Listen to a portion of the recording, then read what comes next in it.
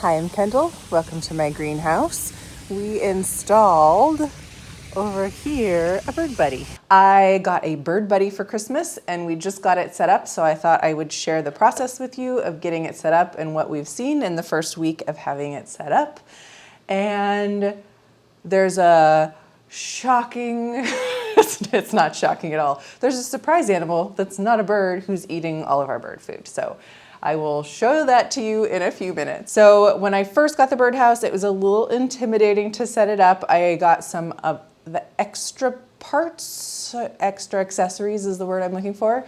And so there were a lot of boxes that needed to get unpacked and done. So at first it was a little frustrating. We got part of it unpacked, realized we needed to charge the camera, so that kind of interrupted the process, got the camera charging, came back to it again, installed the solar roof, plugged that into the camera, and then realized we hadn't signed up for an account yet on the app.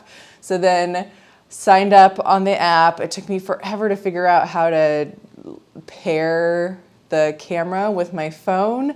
I was doing it correctly, but I couldn't see the light on it. I had to kind of like hold my hands over the top of the camera area to see that something was lighting up and it was able to be paired. So I finally figured that out. Got an account created. I did not sign up for the bonus tier level, whatever thing, so I don't know what's included in that. But so far it's identified 2 different types of birds. I haven't checked it yet today, so maybe there's a 3rd bird. And of course, our squirrel friends are our most common visitors. I should have known better. We mounted it on a fence. And we call the fence the squirrel highway because the squirrels go take the fence up to our front yard, get chestnuts, and then come back along the fence to the backyard and bury the chestnuts. So we're going to have lots of chestnut trees back here next year. But so of course they found the bird food and there's sunflower seeds and things in there in the mix that we have that they like. So I'm going to go ahead and research. Once we get some more data on what types of birds are visiting the feeder, I'll do some research about food that I can put in there that they like and that squirrels like less so that we won't have to fill it as often. But I think because of the way the food kind of tucks up back behind the camera, the squirrels don't just come and eat all of it at once. It took them a few days to go through it. So, so far I don't mind. And largely the bird food is for winter. And theoretically they'll have more, the birds will have more food sources in the spring and the summer, so we won't need to fill it as often.